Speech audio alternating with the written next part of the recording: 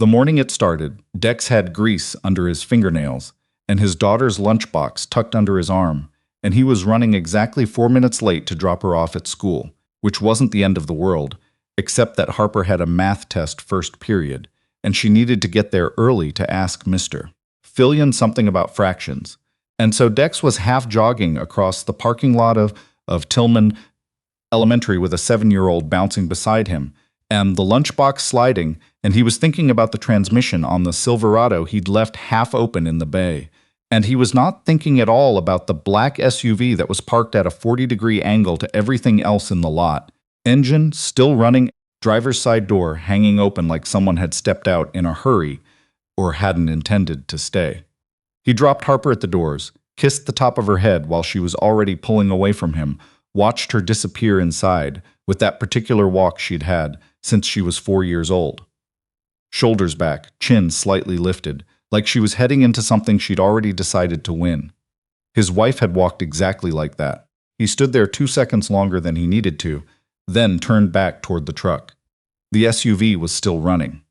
He noticed it again on the way out because he had to navigate around it, and because by then a woman was standing at the back of the vehicle with the hatch open, staring at a flat tire with the expression of someone who had not previously believed flat tires could happen to them personally. She was maybe 40, dark coat, good boots, the kind of posture that suggested she was accustomed to people coming to her. She was holding her phone in one hand and clearly had already called someone. Or tried to, because she lowered it and looked at it with a particular frustration that meant the someone hadn't answered. Dex slowed. He could keep walking.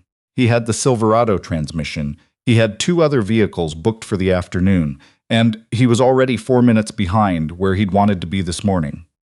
He could keep walking and she would figure it out, or she'd call roadside assistance, or she'd call a colleague, or any number of other options that didn't involve him. He stopped walking. "You need a hand with that?" She looked up. There was a half second where she was clearly assessing, who is this person? Is this a situation? What is happening? And then something in her settled. "The spare's in the back," she said. "But I'm not." She paused. "I haven't done one of these in a while." "I have," Dex said. Her name was Nadia Crow. He found that out about 15 minutes later, after he'd had the flat off and the spare on and was torquing the last lug nut down by hand.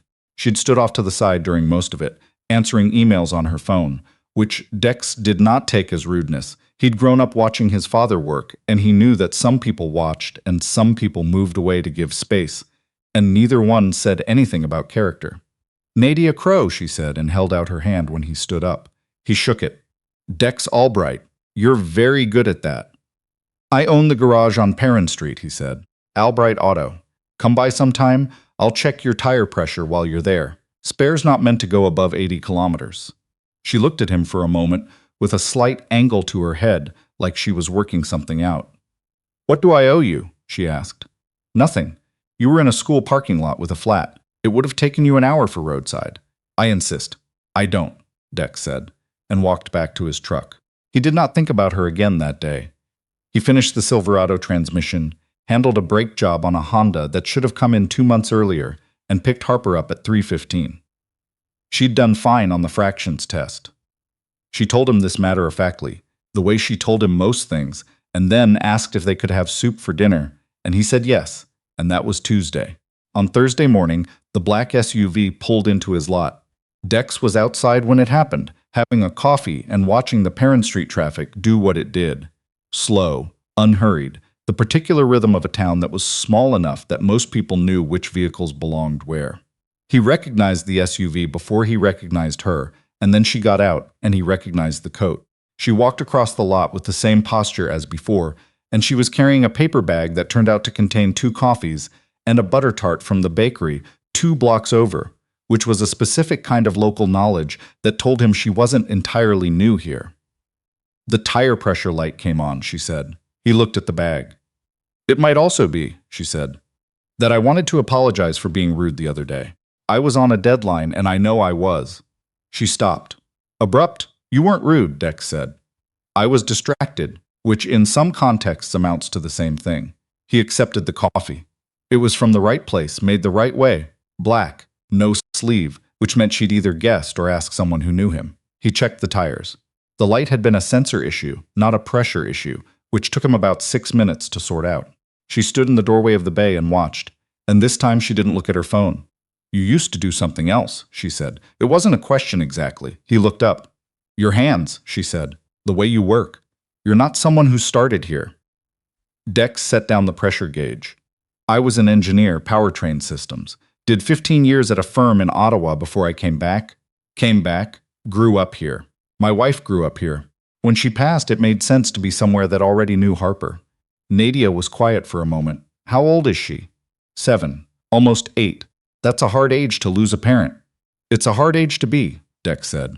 "She manages." He didn't ask about Nadia's situation, because he'd learned a long time ago that people told you what they wanted you to know when they wanted you to know it, and asking before that moment was just pressure dressed up as interest. She left 20 minutes later with a corrected sensor and a warning not to ignore the light if it came on again. She paused at the door of the SUV. "I'm in town for a while," she said. "I'm working on something at the old Hartley property." She said it carefully, like she expected him to have an opinion about it. He did have an opinion about the Hartley property, but it wasn't his business to give it unprompted. "Good luck with it," he said.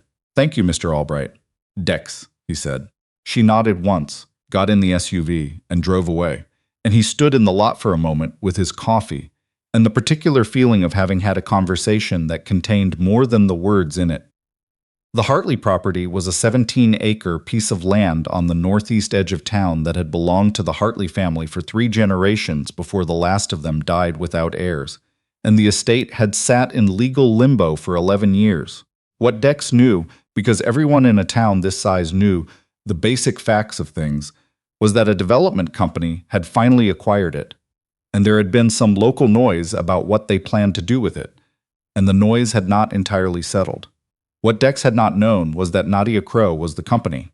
He found that out from his neighbor Ray Fielding, who mentioned it over the fence on Saturday morning while Dex was watching Harper attempt to teach the dog to sit, which the dog was not interested in learning. "The Crow Group," Ray said. "She's the founder. Started it herself out of Toronto, 20-some years ago. They do mixed-use development, residential, some commercial, community space. Not the big box kind. The kind where they actually..." He made a gesture that meant something he didn't have exact words for. "The kind where they ask what you want first." "She's staying in town," Dex asked. "At the Dunmore Inn. Has been for 3 weeks. She's got a team coming in and out, engineers, planners." Ray paused. "She was married. Divorced about 4 years ago, I think. Her business partner. They were together. Apparently he was running a separate set of books the whole time. Both personal and professional." Dex absorbed that. "Where'd you hear all this?" he asked. Ray shrugged. "My sister works at the inn." Dex looked back at Harper and the dog. Harper had resorted to physically pressing the dog's hindquarters toward the ground, which the dog tolerated with great patience and zero comprehension. "She came by the garage," Dex said. "I know," Ray said. "My sister mentioned that too." Dex picked up his coffee from the fence post. "Your sister should maybe take up something else in her spare time." Ray grinned. "She says Miss Crow tipped very well." Nadia came back to the garage the following Wednesday with a question about the SUV's brakes, which turned out to be legitimate. The front pads were lower than they should have been, and this time she stayed while he worked and they talked, the way people sometimes do when they're in a space that permits it. There was something about a garage, Dex had always thought. The grease and the noise and the particular smell of it removed a certain kind of pretension. People either relaxed or they left. Nadia relaxed. She asked him about the powertrain work, which surprised him. Not many people wanted the technical detail, and he found himself explaining things he hadn't talked about in years. The way modern engine management systems balanced efficiency against performance. The tolerance windows on timing systems. She listened without nodding along politely, which meant she was actually following it, or at least genuinely trying. "My ex-husband," she said, during a pause, "used to say that understanding how a thing worked ruined the pleasure of using it. He said that about cars, wine, people." Dex thought about that. "I think understanding usually increases the pleasure," he said. "Or at least the respect." "Yes," she said, and something shifted slightly in her expression. "I think so too." Harper arrived at 4:15, delivered by the after-school program van, and came into the bay with her backpack and her matter-of-fact expression, and stopped when she saw Nadia. "Hi," Harper said. "Hi," Nadia said. "Are you getting your brakes done?" "I am. Dad's really good at brakes." Harper set her backpack on the chair Dex kept in the corner for this purpose. "He's good at basically everything with cars. He could probably fix anything." Nadia looked at Dex with a slight smile. "Is that right?" "She's biased," Dex said. "I'm accurate," Harper said, and got out her homework. Nadia watched her for a moment. Not intrusively, just with that quality some people had of taking genuine stock of a thing. Then she looked back at Dex with an expression he didn't entirely know how to read, except that it wasn't complicated in the way some things were. It was simple and a bit careful, and he recognized it because he'd felt something similar in the last 20 minutes and had not yet decided what to do with it. She came back the following Friday without a reason, which was a reason. She brought Harper a book about mechanical engineering for young readers that she'd apparently ordered specially, which Harper accepted with an expression of genuine pleasure and immediately began reading in the corner. Dex looked at Nadia and did not say the thing he was thinking, which was that most adults, when they brought a child a gift, brought something generic and sweet. The specificity of that book said something about the kind of attention Nadia paid. They had coffee. She told him about the Hartley Project, the community consultations she was running, the pushback from 2 council members who'd wanted commercial-only development, the compromises she'd built into the plan to address the concerns people had actually raised, rather than the concerns that were easier to dismiss. "You could have just built what was profitable," Dex said. "I could have," she said. "I don't sleep as well when I do." She asked him once carefully about his wife. Her name, what she'd been like. Dex told her. His wife's name had been Paula, and she had been funny in a way that was hard to explain to people who hadn't witnessed it, and she had been a nurse, and she had died of an illness that had no particular warning and no particular cause, which was the kind of thing that reorganized how you thought about time. He told Nadia this without editing it much, which was unusual for him. He generally kept it close. "I'm sorry," Nadia said, and said nothing else, which was the right response. They sat for a while without talking. "My business partner's name was Elliot," she said eventually. "We were together for 9 years. I thought we were building the same thing. It turned out we were building the same thing on his terms, which included a set of investment arrangements I didn't know about that used company funds as collateral and a personal account in a name I'd never heard." She was looking at her hands. The worst part wasn't the money. The money was recoverable. The worst part was going back over 9 years trying to locate the moment it changed and realizing I couldn't find one. Because I think it never changed. I think it was always that. Dex didn't say anything right away. "How long ago?" he asked. 4 years. Mostly I'm fine. Sometimes I'm still angry about the time you gave it." Yes, he understood that. Not the same situation, not the same shape of loss, but the mechanism, the way grief or betrayal could reach backward through the years and make you question the texture of things you'd believed were solid. He understood that very well. "You build something real enough," he said, "and the time you put into it doesn't go anywhere, even if the thing breaks. It just goes somewhere you can't see from here." Nadia looked at him. "That's either very wise or very hopeful," she said. "Probably both," he said. "I have a 7-year-old. You can't survive that without a fair amount of both." She laughed, genuinely, unexpectedly, and it changed the whole room. There was a period after that where things were simple and good. She came by the garage. He took Harper to her soccer games. On a Saturday in late October, Nadia came with them, which was Harper's suggestion, delivered with the casual diplomacy of a child who has decided something should happen and has chosen the most efficient route to making it happen. They stood on the sidelines in the cold, and Nadia had brought proper thermoses with actual hot chocolate, not the packet kind, which Dex noted and said nothing about. Harper scored once and celebrated with the total physical commitment of someone who had not yet learned to be restrained about joy. Walking back to the car, Harper reached up and took Nadia's hand without preamble or explanation. Nadia looked down, then up at Dex. He shrugged slightly in a way that meant, "This is who she is, I'd go with it." Nadia tightened her hand around Harper's, and the 3 of them walked to the car. The call came on a Wednesday. Dex was under a Jeep when his phone buzzed, and he ignored it, and it buzzed again, and he slid out and looked at it, and the name on the screen was one he hadn't seen in almost 4 years, Philip Crane. Elliot's former solicitor. Technically a mutual contact from the early days of the Crow Group, someone Dex had met once at a gathering Nadia had mentioned in passing. A name in Nadia's past, not his, and the fact that this person was calling Dex's number, a number that appeared nowhere in Nadia's professional life, required some explanation. He didn't answer. He sat on the cold concrete floor of his bay and thought about it. He called back an hour later. Philip Crane was careful on the phone in the way that careful people are when they're deciding how much to say. What he said in the end was this. Elliot Marsh, Nadia's former partner, had emerged from a period of legal proceedings that were still not entirely resolved and had recently become aware that Nadia was in Albright, specifically that she was spending time with someone in Albright and had made inquiries.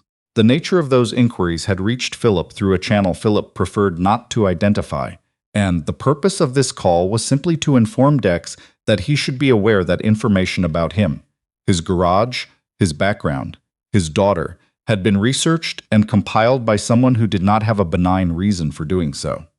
Dex sat with that for a long time after he hung up. He did not tell Nadia immediately. He spent 3 days sitting with it, which was probably too long, but he needed to understand first what it meant and what it didn't mean. What it meant was that someone from her past was watching her present, and had found him in it, and had collected information about his daughter. What it didn't mean, and he was very clear with himself about this, was that Nadia had done anything. She was not the threat. The threat was the thing that followed her from 4 years ago, the unresolved part of Elliot Marsh, the part that apparently still needed to know where she was, and what she'd built, and who had access to it. He told her on the 4th day. He waited until Harper was at Ray's and they were in the small kitchen behind his garage where he kept a table and a kettle and not much else, and he told her all of it, including the call, including his 3 days of sitting with it, including the reason it had taken him 3 days. She went very still. "How does he have your number?" she said. "I don't know. I need to call my solicitor." "I know," Dex said. "I thought you should know first." She stood up and went to the window that faced the lot. She stood there for a while. He watched her think, the same quality of attention she turned on everything, pointed now at something that deserved more than that, something that should not have required this much careful thought. "I was going to tell you about him," she said. "The full version. I'd been." She stopped. "I didn't want it to be the first thing, or the loudest thing." "It's not the first thing," Dex said. "It's not even close to the first thing." She turned. "I'm angry," she said. "Not at you. I'm angry." She pressed her mouth closed. 4 years. "I spent 4 years making sure this was mine. My work, my name, my project. And he's still trying to be a factor," Dex said. "Yes, he's not a factor," Dex said. "He's a problem to be handled. Those are different." She looked at him. "You're very calm about this," she said. "I have a 7-year-old," he said. "I've learned to separate what requires panic from what requires a plan." She made a sound that was almost a laugh, except her eyes were bright in a way that wasn't laughter. "Come here," he said. She crossed the kitchen, and he put his arms around her, and she let him, and she stood there with her forehead against his shoulder for a long moment, and neither of them said anything. Philip Crane turned out to be more useful than his careful phone manner suggested. He knew things about Elliot Marsh's current legal exposure that made Elliot's surveillance activities a significant miscalculation, and he worked with Nadia's solicitor to formalize a very clear message that Elliot Marsh received through appropriate channels approximately 10 days later. Dex was not involved in this process directly, and did not need to be, which was the right shape for it. What he was involved in was the Saturday after, when Nadia came to the garage, not for any car-related reason, and not with coffees, but just herself in the coat, and she stood in the bay doorway and looked at him and said, "I want to stay." He set down the wrench. "In Albright," she said. "I've been going back and forth to Toronto, keeping 1 foot. I keep 1 foot in the exit, always, in case. It's something I learned to do and I haven't unlearned it." She stopped. "I don't want to do that here." "You don't have to," he said. "I know I don't have to. I'm saying I don't want to." He understood the distinction. The want was the whole point. "Okay," he said. She looked at him. "That's it? Okay? Was there supposed to be more?" She exhaled, part frustration, part amusement, part something that didn't have a clean name. "Harper's going to be insufferable about this," she said. "Harper's going to be extremely satisfied," he said. "She considers this her doing. She's not wrong." "No," Dex said. "She's not." He walked across the bay. He was still holding the wrench, and he was still in his work clothes, and he was exactly where he'd been standing 3 years ago, when he'd driven back into this town with a 4-year-old and a grief he didn't know yet how to carry, and decided that what he could do was this: the garage, the work, the small and specific task of putting broken things back into working order. One at a time, with patience and the right tools, and the understanding that a thing didn't have to be new to be worth repairing. He stopped in front of Nadia. She looked up at him. "I'm glad you had a flat tire," he said. She laughed, and this time there was nothing in it but that, clean and unguarded, filling the cold air of the bay, and Harper was going to come home from Ray's in 45 minutes. And that was exactly enough time, and outside the garage, the town went on at its own pace, slow and known, and the afternoon light came through the high windows the way it always had, falling across the floor and the tools and the cars in various stages of being made whole. And Dex thought that this was what hope looked like when it stopped being abstract. A woman laughing in your garage, the smell of cold air and oil, the sound of your own life running right.